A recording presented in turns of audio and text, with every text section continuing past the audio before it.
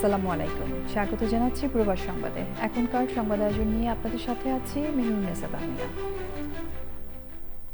বিস্তারিত সংবাদের শুরুতে জানিয়ে দিচ্ছি প্রবাস সংবাদ শিরোনামগুলো।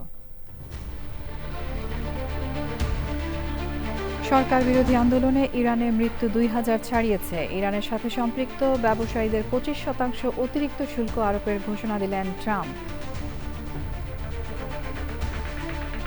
24-এর গণঅভ্যুত্থানে তরুণরা যা করেছে তা কোনো বিশ্ববিদ্যালয়ে শেখেনি বললেন প্রধান উপদেষ্টা। পুরো বিশ্বের শিক্ষা পদ্ধতি ভুল ধারায় এগুচ্ছে মন্তব্য। এবং ডোনাল্ড ট্রাম্পের দ্বিতীয় মেয়াদে যুক্তরাষ্ট্রে এ পর্যন্ত 1 লাখের বেশি ভিসা বাতিল, মার্কিন স্টেট ডিপার্টমেন্টের তথ্য।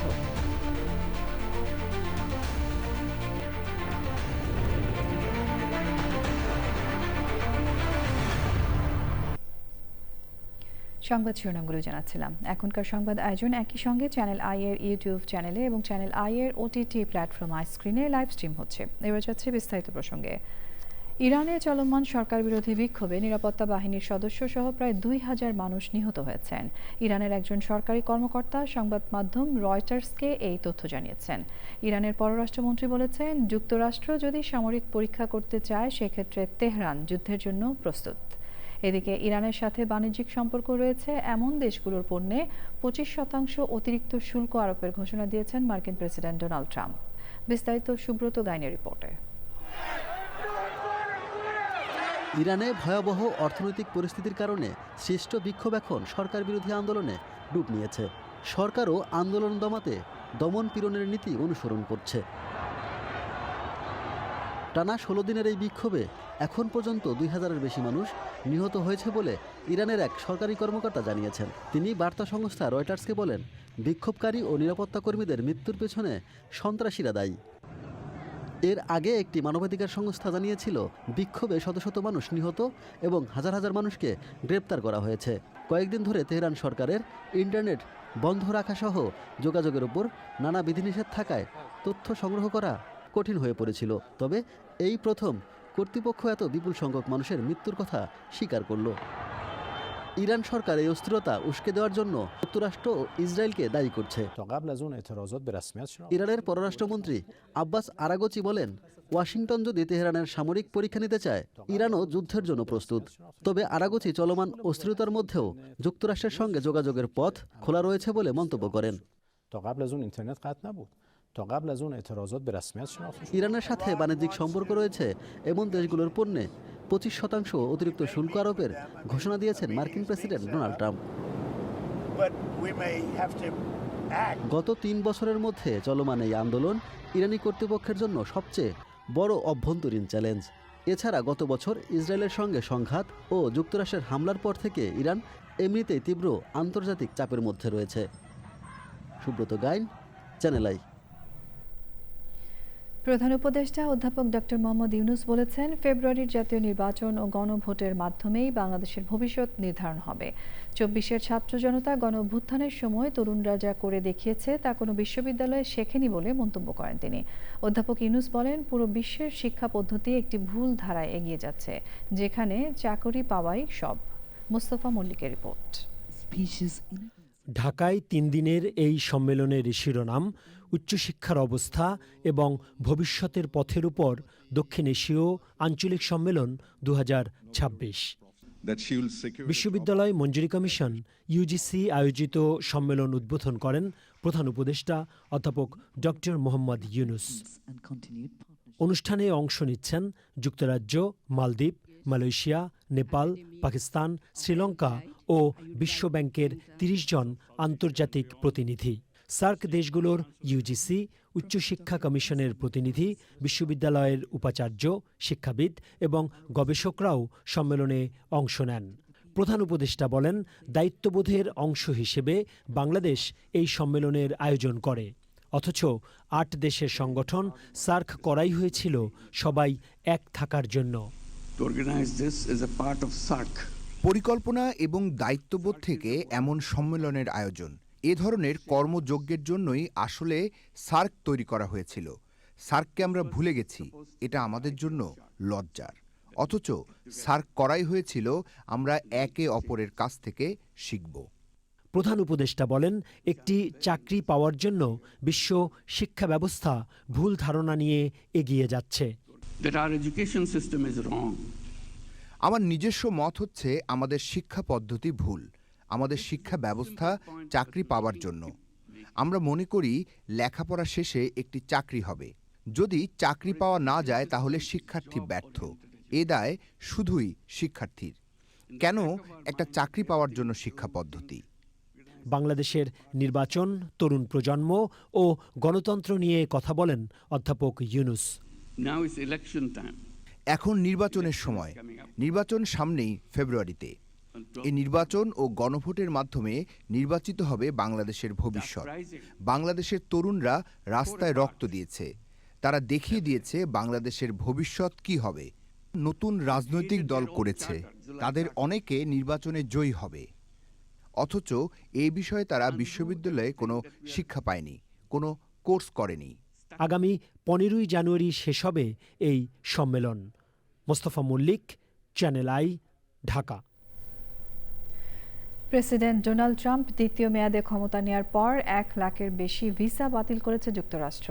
অবৈধ অভিবাসীদের ব্যাপক ধরপাকড় ও অভিবাসী নীতি কড়াকড়ির মধ্যে স্থানীয় সময় সোমবার এই তথ্য জানিয়েছে মার্কিন স্টেট ডিপার্টমেন্ট। বিষয়টি নিয়ে আমিনা রহমান শুক্তির বিশ্লেষণ। উন্নত জীবনযাপনের হাতছানিতে বিশ্বের উন্নত দেশগুলোর তালিকায় অন্যতম যুক্তরাষ্ট্র। তবে দ্বিতীয় মেয়াদে ডোনাল্ড ট্রাম্প ক্ষমতায় আসার পর দেশটির ভিসা পাওয়া এখন রীতিমতো যেন সোনার হরিণ। 2024 সালের তুলনায় 2025 সালে ভিসা বাতিলের সংখ্যা বেড়েছে 150%। কেন বাড়ছে ভিসা বাতিলের সংখ্যা? ভিসা বাতিলের কারণগুলোই বা কী কী? গত বছরের জানুয়ারিতে প্রেসিডেন্ট হিসেবে শপথ নিয়েই অভিবাসীদের উপর সবচেয়ে বড় আঘাত হানলেন ডোনাল্ড ট্রাম্প। অভিবাসী নিয়ন্ত্রণের জন্য পাশ করলেন বিভিন্ন আইন, এমনকি এক চুল পরিমাণও ছাড় না দেওয়ার নির্দেশ দিয়ে দিলেন প্রশাসনকে। ক্ষমতায় এসে এখন পর্যন্ত 1 লাখের বেশি ভিসা বাতিল করেছে ট্রাম্প প্রশাসন। গত বছর বহু মানুষকে হাত পা বেঁধে যুক্তরাষ্ট্র থেকে নিজ দেশে ফেরত পাঠানো হয়েছে, যাদের মধ্যে অনেকেরই বৈধ ভিসা ছিল। ভিসা বাতিলের পাশাপাশি নতুন ভিসা দেওয়ার ক্ষেত্রেও ব্যাপক কড়াকড়ি আরোপ করে মার্কিন সরকার। ভিসা না দেওয়ার তালিকায় রয়েছে প্রায় 8,000 স্টুডেন্ট ভিসা এবং 2,500 বিশেষায়িত ভিসা। দেশটির পররাষ্ট্র মন্ত্রণালয় বলেছে, যুক্তরাষ্ট্রকে নিরাপদ রাখতেই এই প্রক্রিয়া তারা অব্যাহত রাখবে। কী কারণে বাতিল হতে পারে আপনার ভিসা? যুক্তরাষ্ট্রের পররাষ্ট্র মন্ত্রণালয়ের উপমুখপাত্র টমি পিগট বলেছেন, ভিসা বাতিলের ক্ষেত্রে 4টি বিষয় সবচেয়ে বেশি ভূমিকা রেখেছে। ভিসার মেয়াদ শেষ হওয়ার পরও যুক্তরাষ্ট্রে অবস্থান করা, মদ্যপ অবস্থায় গাড়ি চালানো, সহিংসতা ও চুরি। এছাড়াও চেক করা হবে সোশ্যাল মিডিয়ায় আপনার গত কয়েক বছরের কার্যক্রম। যুক্তরাষ্ট্র বিরোধী কর্মকাণ্ড সমর্থন করে কোনো পোস্ট দিয়ে থাকলে মিলবে না আপনার স্বপ্নের মার্কিন ভিসা। রাফায়েল এসপিনালকে নিউ ইয়র্ক সিটির mayor office of media and এন্টারটেইনমেন্টের নতুন কমিশনার হিসেবে নিয়োগ দিয়েছেন সিটি মেয়র জোহরান মামদানি। এ নিয়ে মামদানি বলেন, রাফায়েল একজন শিল্পী ও সৃজনশীল কর্মীদের পক্ষে জাতীয় পর্যায়ে লড়াই করেছেন। এখন সেই লড়াই নিউ ইয়র্ক সিটির জন্য চালিয়ে যাবেন। শিহাব খান দিগন্ত জানাচ্ছেন বিস্তারিত। নিউ ইয়র্ক সিটির দায়িত্ব নিয়ে বিশ্বের ব্যস্ততম এই শহরকে নতুন করে ঢেলে সাজাচ্ছেন বিপুল প্রত্যাশা নিয়ে দায়িত্ব পাওয়া জোহরান মামদানি। তারই অংশ হিসেবে মেয়র অফিসকে আরও গতিশীল করতে রাফায়েল এসপিনালকে New York city mayor office of media and এন্টারটেনমেন্টের নতুন কমিশনার হিসেবে নিয়োগ দিলেন New York city mayor Zohran Mamdani. Rafael freelancer ইউনিয়নের প্রেসিডেন্ট হিসেবে দায়িত্ব পালনের আগে নিউ ইয়র্ক সিটি কাউন্সিলের সদস্য ছিলেন এবং বুশউইক, ব্রাউন্সভিল, সাইপ্রেস হিলস ও ইস্ট নিউ ইয়র্ক এলাকার প্রতিনিধিত্ব করেছেন। অনুষ্ঠানে নিউ ইয়র্ক সিটি মেয়র বলেন, শিল্পী, নির্মাতা ও ফ্রিল্যান্সাররাই নিউ ইয়র্ককে আজকের অবস্থানে নিয়ে এসেছেন। শহরের সংস্কৃতি ধরে রাখতে হলে তাদের বসবাস ও কাজ করার সামর্থ্য নিশ্চিত করাই সবচেয়ে জরুরি। The daily routine here is so vibrant that it demands artistic expression. And we know the art that reflects this city also shapes this city. Our commissioner, Rafael Espinal. নতুন দায়িত্ব নিয়ে রাফায়েল মেয়র মামদানি প্রশাসনে যোগ দিতে পেরে সম্মানিত বলে উচ্ছ্বাস প্রকাশ Good করেন। morning. My name is Rafael Espinal, and I'm honored to serve as the next commissioner of the Mayor's Office of Media and Entertainment. Mayor office of media and entertainment, NYC media, press credential office এবং বিভিন্ন সৃজনশীল উদ্যোগের মাধ্যমে new York সিটির সৃজনশীল অর্থনীতিকে সমর্থন করে থাকে। এই দপ্তর নীতিমালা প্রণয়ন, অনুমোদন, নিয়ন্ত্রণ, উন্নয়ন এবং পাবলিক মিডিয়া আউটলেট পরিচালনার দায়িত্ব পালন করে। শিয়াব খান দিগন্ত, চ্যানেল আই। যুক্তরাষ্ট্রের নিউ ইয়র্ক সিটিতে ইতিহাসের বৃহত্তম নার্স ধর্মঘটে তাদের পাশে দাঁড়িয়েছেন নিউ ইয়র্ক সিটির মেয়র জোহরান মামদানি। মামদানির সমর্থন নিউ ইয়র্কের বেসরকারি হাসপাতালগুলোর উপর বাড়তি চাপ সৃষ্টি করবে বলে মনে করা হচ্ছে। বিস্তারিত জানাচ্ছেন মিথিলা কবির প্রমা। যুক্তরাষ্ট্রের নিউ ইয়র্ক সিটিতে ইতিহাসের বৃহত্তম নার্স ধর্মঘটে শহরের রাজনীতিতেও নতুন মোড় নিয়েছে। প্রায় 15,000 নার্স এবং স্বাস্থ্যকর্মীর এই আন্দোলনের পাশে সরাসরি দাঁড়িয়েছেন সিটির নবনির্বাচিত মেয়র জোহরান মামদানি। ভোর থেকে শুরু হওয়া কর্মবিরতিতে তিনি সশরীরে পিকেট লাইনে যোগ দিয়ে নার্সদের দাবিকে নৈতিক এবং মানবিক লড়াই হিসেবে তুলে ধরেন। It was nurses that came into work even at the expense of their own health. They showed up even when we didn't have protective equipment for them. They showed up even as others were staying home. Bottom line, they showed up. মামদানির প্রকাশ্যে সমর্থন new ইয়র্কের প্রভাবশালী বেসরকারি হাসপাতাল কর্তৃপক্ষের উপর বাড়তি চাপ সৃষ্টি করেছে। তার বক্তব্য স্পষ্ট, করোনা সহ শহরের সবচেয়ে কঠিন সময় যারা জীবন বাজি রেখে মানুষের সেবা করেছেন তাদের নিরাপত্তা, মর্যাদা এবং ন্যায্য অধিকার উপেক্ষা করা যাবে না। নিরাপদ কর্মপরিবেশ, পর্যাপ্ত নার্স নিয়োগ এবং স্বাস্থ্য বীমা রক্ষার দাবিকে সামনে রেখে মেয়র হাসপাতালগুলোর অতি মুনাফাভিত্তিক ব্যবস্থাপনার সমালোচনা করেন। ফ্লু মৌসুমের মধ্যেও তিনি মনে করেন নার্সদের দাবি উপেক্ষা করলে দীর্ঘমেয়াদে স্বাস্থ্যসেবাই সবচেয়ে বড় ঝুঁকির মুখে পড়বে। এই অবস্থানে মামদানি শুধু একজন মেয়র নন, বরং শ্রমিক অধিকার এবং জনস্বাস্থ্যের পক্ষে দাঁড়ানো এক রাজনৈতিক বার্তার প্রতীক হয়ে উঠেছেন।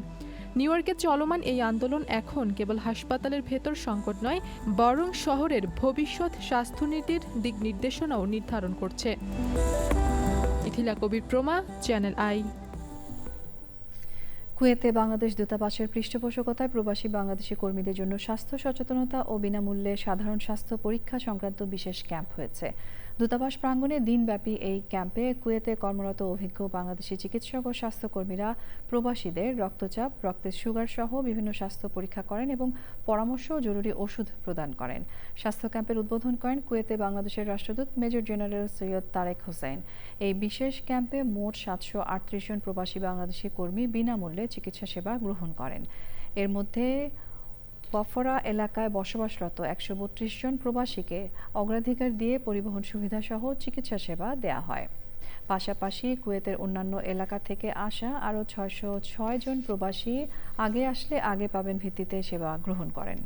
ভাষাগত সমস্যার কারণে আমাদের কর্মী যারা আছেন তারা তাদের অসুস্থতার কথা ঠিকমতো বুঝিয়ে বলতে পারেন না, ফলে ঠিকমতো ওষুধও তারা হয়তো পান না।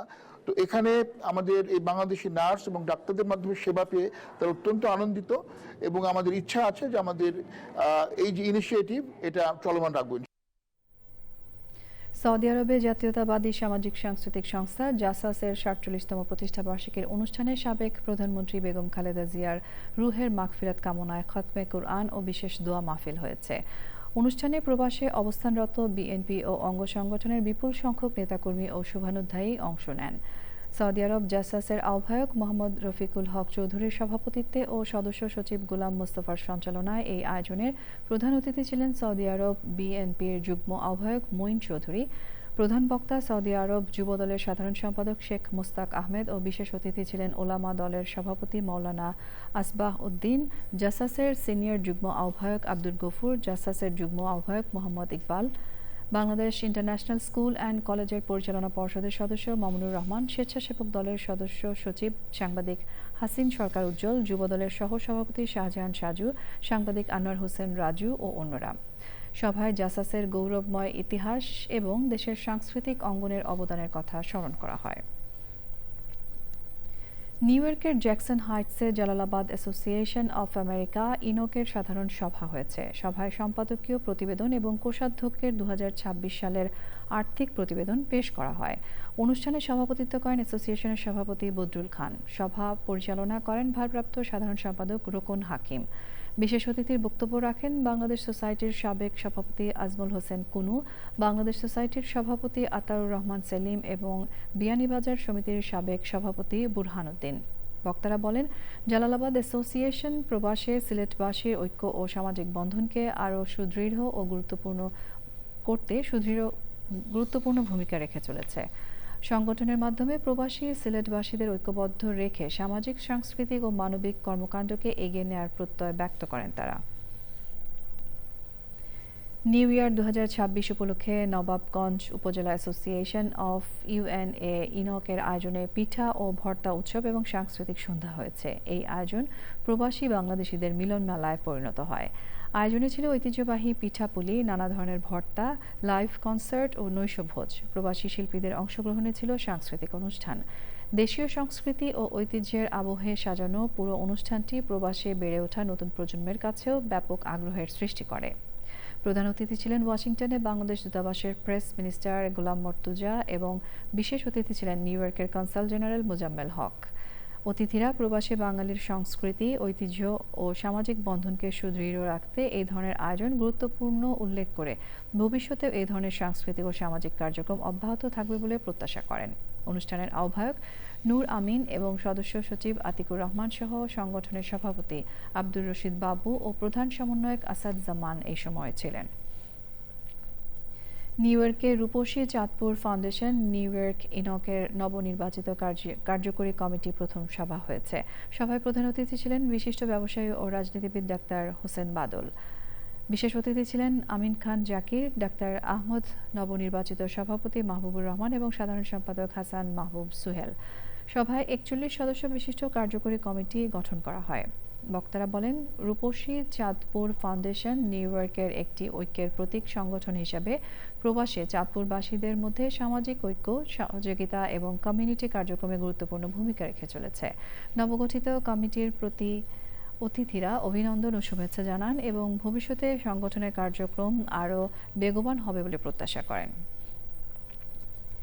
কানাডার প্রবাসে বেড়ে ওঠা কোমলমতি শিক্ষার্থীদের মাঝে বাংলা ভাষা শেখা ও লেখা সহ বাংলা শিক্ষার মান উন্নয়ন এবং কার্যক্রমকে আরও গতিশীল করতে বাংলাদেশ কানাডা অ্যাসোসিয়েশন অফ ক্যালগারির বাংলা স্কুলের আয়োজনে এক আলোচনা সভা হয়েছে। শিক্ষক এবং অভিভাবকদের এই আলোচনায় শিক্ষার্থীদের আগ্রহ বাড়াতে অভিভাবকগণ ক্লাসে বাংলা ভাষা শিক্ষার পাশাপাশি শিক্ষার্থীদের মধ্যে দেশীয় সাংস্কৃতিক ধারা অব্যাহত রাখার আহ্বান জানান। স্কুলের জন্য ল্যাপটপ ও প্রজেক্টর সহ জরুরি প্রযুক্তির প্রয়োজনীয়তা উঠে আসে আজ আলোচনায়। সভায় ছিলেন Bangladesh Canada association of Calgary বিসিএসির সভাপতি ইকবাল রহমান, সংগঠনের শিক্ষা সম্পাদক ডক্টর দেলোয়ার হোসেন, ক্যালগারি বাংলা স্কুলের প্রধান শিক্ষক মোহাম্মদ আসজাদ হোসেন এবং সহ প্রধান শিক্ষক মোহাম্মদ রায়হান। জাপানের একটি রেল স্টেশনের স্টেশন মাস্টারের দায়িত্ব দেওয়া হয়েছে এক বিড়ালকে। জাপানের পশ্চিমাঞ্চলের ওয়াকাতামা প্রদেশের কিশি স্টেশনে এই আনুষ্ঠানিক নিয়োগ দেওয়া হয়। এই নিয়ে থাকছে পান্না আক্তারের প্রতিবেদন।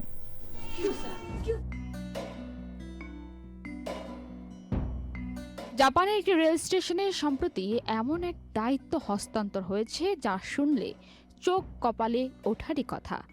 মাথায় ছোট্ট টুপি, গলায় ঝকঝকে মেডেল। স্টেশন মাস্টারের চেয়ার সামলাতে এসেছে ইয়নতামা নামের এক নতুন কর্মকর্তা। কিন্তু এখানেই চমক, এই স্টেশন মাস্টার কোনো মানুষ নন, চার পায়ে হাঁটা এক বিড়াল। 7 জানুয়ারি বুধবার জাপানের পশ্চিম অঞ্চলের ওয়াকায়ামা প্রদেশের কিশি স্টেশনে আয়োজন করা হয় ইয়নতামার আনুষ্ঠানিক নিয়োগ অনুষ্ঠান। সেখানে হাজির ছিলেন স্থানীয় বাসিন্দা, বিড়ালপ্রেমী ভক্ত, আলোকচিত্র ও রেলওয়ে কর্মকর্তারা। অনুষ্ঠানে ওয়াকায়ামা ইলেকট্রনিক রেলওয়ের প্রেসিডেন্ট মিৎসুনোবু কোজিমা নিজ হাতে ইয়নতামার গলায় মেডেল পরিয়ে দেন। দেখতে যতটা মজাদার, এই দায়িত্ব ততটাই গুরুত্বপূর্ণ। গ্রামীণ এই ছোট্ট রেল স্টেশনটিকে পর্যটকদের কাছে আকর্ষণীয় করে বাঁচিয়ে রাখতে মূলত বিড়াল স্টেশন মাস্টারের এই অভিনব উদ্যোগ। ইয়নতামা কিন্তু নতুন নয়, সে কিশিগাওয়া লাইনের 3য় বিড়াল স্টেশন মাস্টার। এর আগে দীর্ঘ 1 দশক এই দায়িত্ব সামলেছে নিতামা নামের আরেকটি বিড়াল। গত বছরের নভেম্বরে নিতামার মৃত্যু হলে উত্তরসূরি হিসেবে বেছে নেওয়া হয় ইয়ন্তামাকে। আর এখানেই শেষ নয়, নিয়োগ অনুষ্ঠানে হাজির করা হয় রুকুতামা নামের আরেকটি বিড়ালকেও। তাকে শিক্ষানবিশ নয়, বরং ভবিষ্যৎ স্টেশন মাস্টারে পদপ্রার্থী হিসেবে পরিচয় করিয়ে দেওয়া হলে উপস্থিত দর্শকদের মধ্যে হাসি আর করতালির ঝড় ওঠে। জাপানে তাই ট্রেন ধরার অপেক্ষায় এখন শুধু মানুষ নয়, দায়িত্বে আছে এক গোফলা স্টেশন মাস্টারও। Panna Akter, channel I. সংবাদ শেষ করব, প্রবাস সংবাদ শিরোনামগুলো আরও একবার জানিয়ে দিই। সরকার বিরোধী আন্দোলনে ইরানের মৃত্যু 2000 ছাড়িয়েছে। ইরানের সাথে সম্পৃক্ত ব্যবসায়ীদের 25% অতিরিক্ত শুল্ক আরোপের ঘোষণা দিলেন ট্রাম্প। 24-এর গণঅভ্যুত্থানে তরুণরা যা করেছে তা কোনো বিশ্ববিদ্যালয়ে শেখেনি বললেন প্রধান উপদেষ্টা। পুরো বিশ্বের শিক্ষা পদ্ধতি ভুল ধারায় এগোচ্ছে মন্তব্য। এবং ডোনাল্ড ট্রাম্পের দ্বিতীয় মেয়াদে যুক্তরাষ্ট্রে এ পর্যন্ত 1 লাখের বেশি ভিসা বাতিল, মার্কিন স্টেট ডিপার্টমেন্টের তথ্য।